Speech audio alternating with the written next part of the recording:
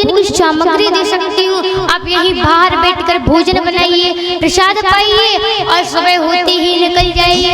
अब महाराज रात्रि में अजामिल आया। जब अजामिल ने देखा कि मेरे द्वार पर ये महापुरुष संत जन खड़े, सो बड़ा क्रोध आया। मैया, जो अजामिल था ना, वो अपनी वेश्या को अपनी पत्नी से बहुत डरता था। जैसे ही उसे देखा तो कहा, अच्छा देवी आपने बुलाया, कोई दिक्कत नहीं, आराम से 10-15 दिन रुक के जाना महाराज। अब महाराज क्या हुआ, जब उन संतों ने देखा कि ये अजामिल है, पहले बड़ा धर्मात्मा था, बड़ा पुण्यात्मा था, परंतु वेश्या के आने से इसकी बुद्धि बिगड़ गई, इसकी मति बिगड़ गई। तो सुबह जाने का समय हुआ, तो महाराज कहा अजामिल से, हे महाराज मैं जाता हूँ। अजामिल ने कहा ठीक है, आप जा सकते हैं। अब महाराज जो संत जन थे उन्होंने कहा, हे अजामिल, अगर आपके घर में कोई संत जन आए तो उसे खाली नहीं जाने देना चाहिए। मैं आपके घर में रुका हूँ, मैंने आपके घर में भोजन किया है, तुम कृपया करके मुझे कुछ दान दे दो, कोई दक्षिणा दे दो। सो अजामिल बोला, हे महाराज मेरे पास कोई दान वान नहीं है देने को, ना कोई दक्षिणा है ना कोई पैसा है। सो महाराज वो संत बोले, हे अजामिल, मुझे आपसे कोई धन नहीं चाहिए, आपसे मुझे कोई दक्षिणा नहीं चाहिए, केवल और केवल आप मुझे एक ही दान दे दो कि जो तुम्हारी पत्नी है उसके गर्भ से जो पुत्र होगा उसका नाम रखना नारायण। अब महाराज अजामिल ने कुछ समय तक सोचा, फिर कहा ठीक है महाराज जी, अगर आप इतना कहते हैं मैं आपको दक्षिणा देता हूँ।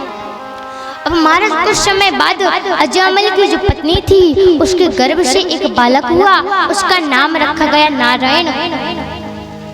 एक दिन क्या हुआ, जो अजामिल था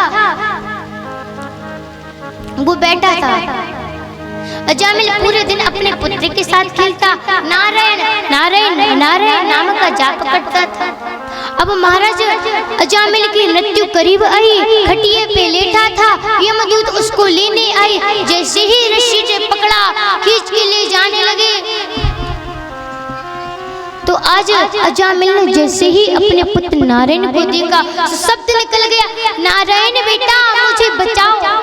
आज महाराज जैसे ही नारायण का शब्द निकला, तो जैसे ही उन पार्षदों ने सुना, सो कहा, अरे महाराज ये तो मेरे भगवान का नाम लेता है, और जो मेरे भगवान का नाम ले ले उससे मुझे इस तरह नरक में ले जाने का कोई हक नहीं है। अब महाराज पार्षदों में लड़ाई होने लगी। एक पार्षद कहे, इसने तो अपने जीवन में बहुत पाप किए हैं, इसे तो नरक में जाना ही पड़ेगा। परंतु एक पार्षद कहे नहीं, एक यमदूत कहे नहीं, इसने मरते समय, जो व्यक्ति मरते समय भगवान का नाम ले ले उसे तो स्वर्ग की प्राप्ति होती है। अब महाराज दोनों यमदूत की बात आज अजामिल सुन रहा था। जब अजामिल ने सुना कि जो व्यक्ति पूरे जीवन में पाप ही पाप करे, परंतु अंतिम क्षण जिस व्यक्ति के मुख से भगवान का नाम निकल जाए उस व्यक्ति का भी उद्धार हो जाता है। बोली भागवत महापुराण की जय। आज महाराज अजामिल को नरक के दर्शन नहीं हुए। अजामिल समझ गया, हे महाराज अगर किसी व्यक्ति ने अपने जीवन पर्यंत पाप ही पाप किए हैं, फिर भी वो व्यक्ति अंतिम क्षण यदि भगवान का नाम ले ले तो उसे भी स्वर्ग की प्राप्ति होती है। आज अजामिल को स्वर्ग की प्राप्ति हो गई, भगवान की प्राप्ति हो गई।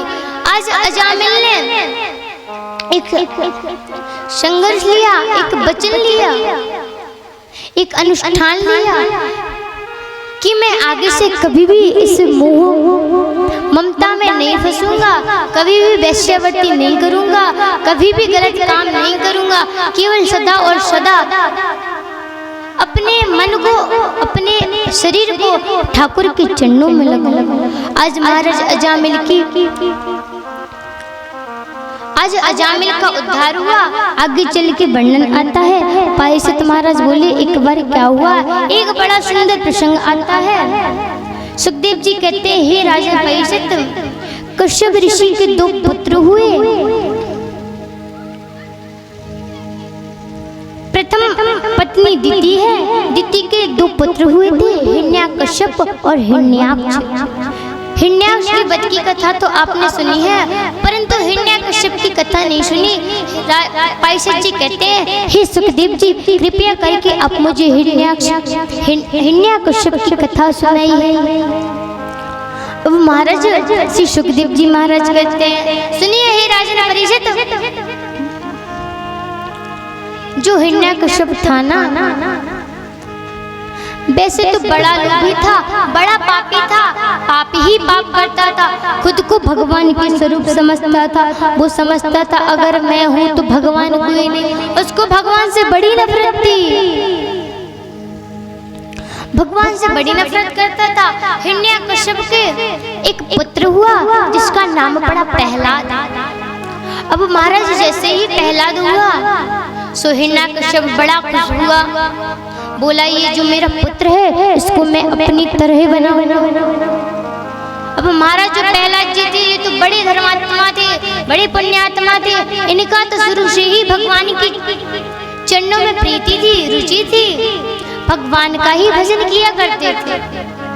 अब महाराज एक दिन क्या हुआ, हिरण्यकश्यप ने सोचा क्यों ना जो मेरा पुत्र प्रहलाद है इसको विद्या अध्ययन के लिए पहुंचाया जाए। सो हिरण्यकश्यप ने प्रहलाद को राक्षसों के पास विद्या अध्ययन के लिए पहुंचा दिया। परंतु जब प्रहलाद राक्षसों के पास विद्या अध्ययन के लिए जाता है तो वहां जाकर भगवान का नाम लेता है और गाता है, श्री कृष्ण गोविंद हरे मुरारी, हे नाथ नारायण वासुदेवा, श्री कृष्ण गोविंद हरे मुरारी, हे नाथ नारायण वासुदेवा, श्री कृष्ण गोविंद हरे मुरारी, हे नाथ नारायण वासुदेवा, श्री कृष्ण गोविंद हरे मुरारी, हे नाथ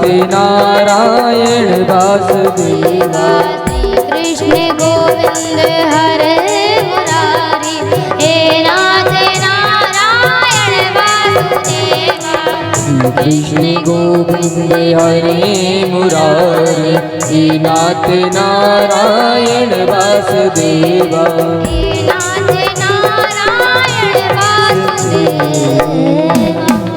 अब महाराज जो प्रहलाद जी थे आश्रम में गए तो भगवान का नाम लेने लगे, श्री कृष्ण गोविंद हरे मुरारी, हे नाथ नारायण वासुदेव।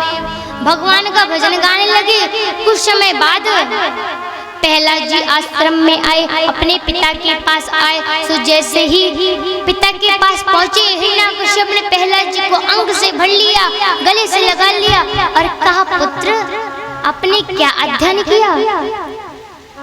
सो महाराज प्रहलाद जी बोले, हे पिताजी मैंने अध्ययन किया है कि नारायण ही सत्य है, नारायण ही सत्य है, नारायण से बढ़कर कोई नहीं होता। आज जैसे ही हिरण्यकश्यप ने सुना कि ये तो मेरे दुश्मन नारायण का नाम लेता है, क्रोध आया।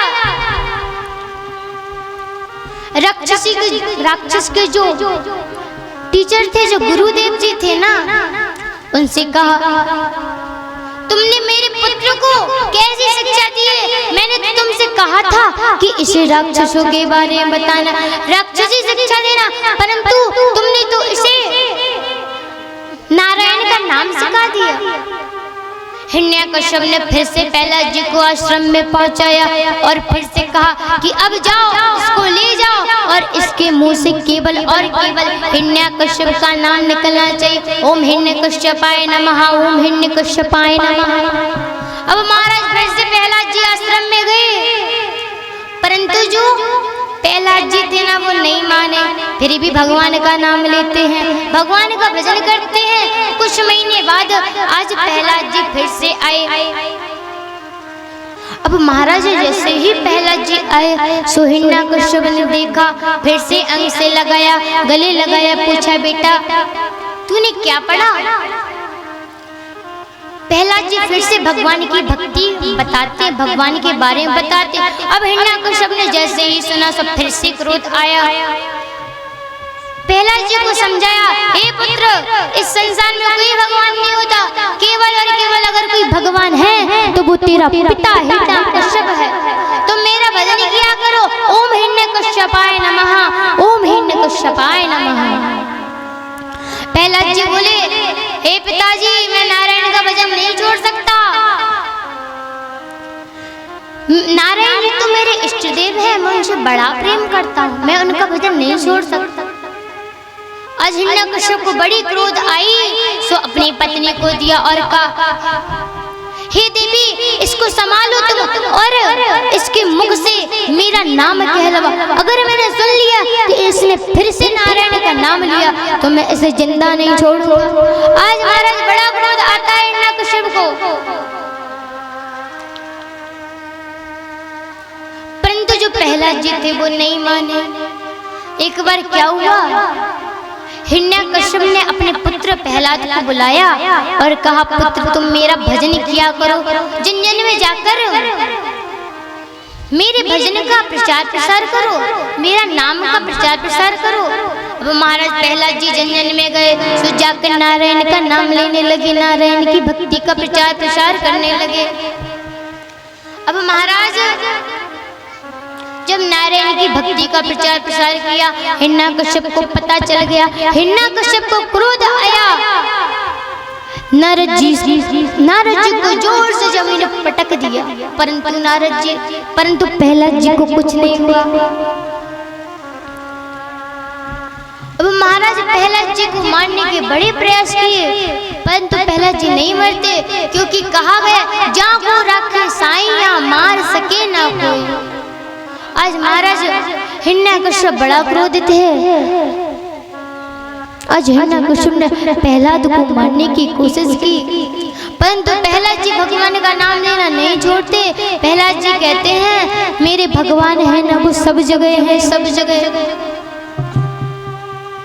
मेरे भगवान तो सर्वत्र रहते हैं, आपके अंदर भी भगवान है, मेरे अंदर भी भगवान है, हर व्यक्ति के अंदर मेरा गोविंद, मेरा ठाकुर रहता है। अच्छा, एक बार हिरण्यकश्यप बोला, एक बात बताओ, तुम्हारा भगवान सब जगह रहता है? सो प्रहलाद जी बोले, हाँ पिताजी, मेरा भगवान है ना, वो सब जगह रहता है, सबके पास रहता है, सबके हृदय में रहता है। सो हिरण्यकश्यप बोला, अच्छा प्रहलाद एक बात बताओ, ये जो सामने खम्मा है कि तुम्हारा प्रभु, तुम्हारा नारायण इसमें भी है? सो प्रहलाद जी बोले, हाँ पिताजी, मेरा प्रभु, मेरा नारायण, मेरा भगवान इस खम्भे में भी है। आज हिरण्यकश्यप ने जोरदार उस खम्भे पे प्रहार किया, सो उस खम्भे में से श्री नारायण भगवान उत्पन्न हो गए। बोलिए नारायण भगवान की जय। आज महाराज जैसे ही नारायण भगवान आए, नारायण भगवान ने हिरण्यकश्यप को अपनी गोद में बिठाया।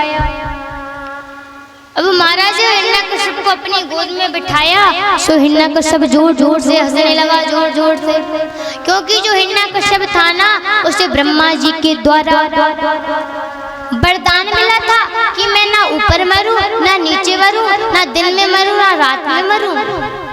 ब्रह्मा जी के बनाए हुए 12 महीने में ना मरूं, ना शस्त्र से मरूं, ना अस्त्र से मरूं, ना नर से मरूं, ना नारायण से मरूं। सो मैया नारायण भगवान बोले, अच्छा हिरण्यकश्यप एक बात बता, तू ऊपर है या नीचे? सो हिरण्यकश्यप बोला, महाराज मैं तो आपकी गोदी में हूँ। अच्छा अब तो तू मरेगा? सो हिरण्यकश्यप बोला, नहीं महाराज, आप भी आप मुझे नहीं मार सकते। कहा क्यों नहीं मार सकते? सो कहा, महाराज ना मैं दिन में मरूं, ना मैं रात में मरूं। नारायण भगवान बोले, अच्छा एक बात बता, खोल अपनी आंखें और देख ये दिन है या रात? सो हिरण्यकश्यप बोला, महाराज ये तो संध्या का समय है। अब महाराज नारायण भगवान बोले, अब तो तू मरेगा। हिरण्यकश्यप बोले, महाराज अभी भी आप मुझे नहीं मार सकते। नारायण भगवान ने कहा, अच्छा महाराज अभी क्यों नहीं मार सकता? सो बोला, मैं ब्रह्मा जी के 12 महीने बने हुए उस 12 महीने में ना मरूं। हिरण्यकश्यप बोले, अच्छा जी बताइए कौन सा महीना चल रहा है? सो बोले ये तो जो महीना चल रहा है ये भगवान के 12 महीने में नहीं आता। अब महाराज अब हिरण्यकश्यप बोला हे महाराज आप तो अभी भी मुझे नहीं मार सकते। तो कहा क्यों नहीं मार सकते? तो कहा महाराज मैंने ब्रह्मा जी से वरदान लिया है ना मैं अस्त्र से मरूं ना मैं शस्त्र से मरूं। सो नारायण भगवान बोले अच्छा हिरण्यकश्यप एक बात बता तुझे मेरे हाथों में कोई अस्त्र शस्त्र दिखता है क्या? हिरण्यकश्यप बोला नहीं महाराज मुझे कोई अस्त्र नहीं दिखता कोई शस्त्र नहीं दिखता। फिर भी हिरण्यकश्यप बोला हे महाराज अभी भी आप मुझे नहीं मार सकते। सो नारायण भगवान ने कहा अच्छा अब मैं आपको क्यों नहीं मार सकता? सो हिरण्यकश्यप बोला हे महाराज मैंने ब्रह्मा जी से वरदान लिया है कि मैं ना नर से मरूं ना नारायण से मरूं। अब महाराज नारायण बोले हे कश्यप हे हिरण्यकश्यप तू अपनी दोनों आंखों को खोल के देख मैं नर हूं या नारायण देख। आज भगवान जैसे ही हिरण्यकश्यप ने ध्यान से देखा सो बोला ना तो अब नर है ना तो अब नारी है महाराज आप तो दोनों ही मिक्स हैं आप तो नारायण हैं। बोलिए नारायण भगवान की। आज महाराज नारायण भगवान ने जैसे ही हिरण्यकश्यप को लिटाया तो नाखून से उसका पेट फाड़ दिया। आज हिरण्यकश्यप